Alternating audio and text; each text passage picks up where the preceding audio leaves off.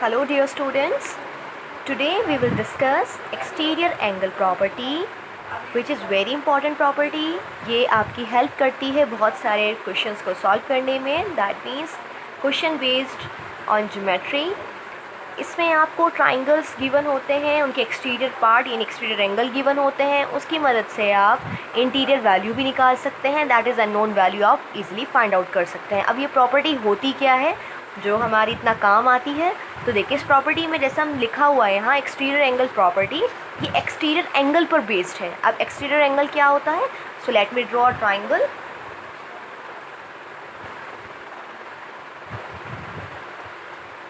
My triangle is A, B, C. So in this triangle there are three interior angles. This one, B and C. Now what about exterior angle? Exterior angle कहाँ आएंगे? I can produce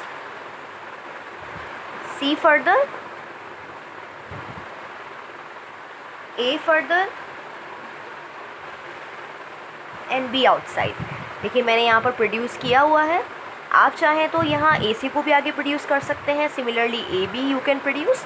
so now I have obtained three more angles here.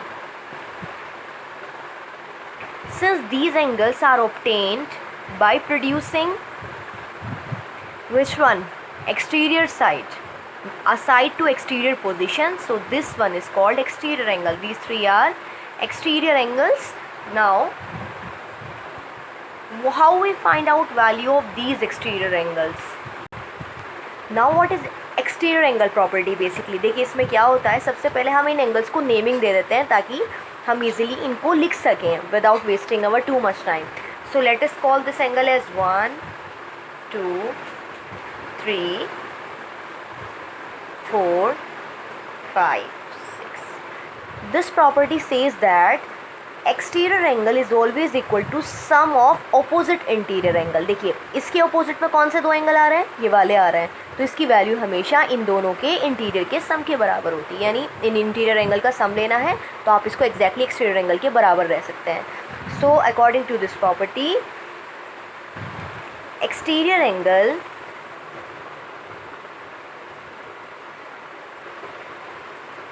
is equal to sum of addition of opposite interior angles. That is, अब हम अपनी figure के हिसाब से देखते हैं. फर्स्ट एक्सटीरियर एंगल हम ले रहे हैं यहाँ 4. I can write angle 4 is equal to, अब देखिए एंगल 4 से अटैच 1 है, इसे आप भूल जाएंगे. अटैच्ड एंगल को नहीं लेना है, इसके बचे हुए दो एंगल ट्राइंगल के हैं, ऑपोजिट में भी आ रहे हैं देखिए 4 के, उन दोनों के सम के बराबर होता है. So angle 2 plus angle 3 we can say. If I talk about angle 5, so I will write angle 5. देखिए यहाँ है, इसके साथ अटैच 2 है तो इसे भूल जाएंगे. इसके अपोजिट में अब 1 और 3 बैठ रहे हैं तो हम लिख सकते हैं angle 1 plus angle 3. Now last is angle 6. So angle 6 is equal to, we will forget 3, sum of opposite interior यानी 1 प्लस 2. तो आप इजीली लिख सकते हैं किसी भी एक्सटीरियर एंगल की value in terms of opposite interior angle. इसका प्रूफ बेटे आप इजीली कर सकते हैं, but there is no need to go through the proof. Proof भी वैसे कुछ मुश्किल नहीं है, बहुत आसान है, लेकिन आप बेहतर है इसकी डायरेक्ट थ्योरम याद करें, इसको आप माइंड में अच्छे से बैठा लें so that you can solve any problem easily in less period of time. बस आपको क्या करना है, अगर आपसे एक्सटीरियर एंगल की वैल्यू पूछी जाए फटाफट से आप सामने दो एंगल को प्लस कीजिए, आपका आंसर आ जाएगा. क्लियरली कभी आप 1 को ऐड कर लें, ये याद रखिएगा, इसमें अपोजिट एंगल्स लेने होते हैं, जो अटैच एंगल है उसे नहीं लेना है. सो 4 के सामने अपोजिट में 2 और 3 आ रहे हैं तो दोनों को ऐड किया है. 5 के सामने अपोजिट इंटीरियर 1 और 3 हैं, so 5 is equal to 1 plus 3. Similarly 6 has opposite interior 1 and 2, so 1 plus 2. So this was exterior angle property, and if you want to learn proof also then we can do it for you here. इसे हम proof को भी कर लेते हैं. हम proof किसी भी एक एंगल के लिए करके दिखाएंगे, बाकी आप लोग खुद समझ जाएंगे कैसे करना है. देखिए I know sum of interior angles, all interior angles in a triangle is 180. So angle 1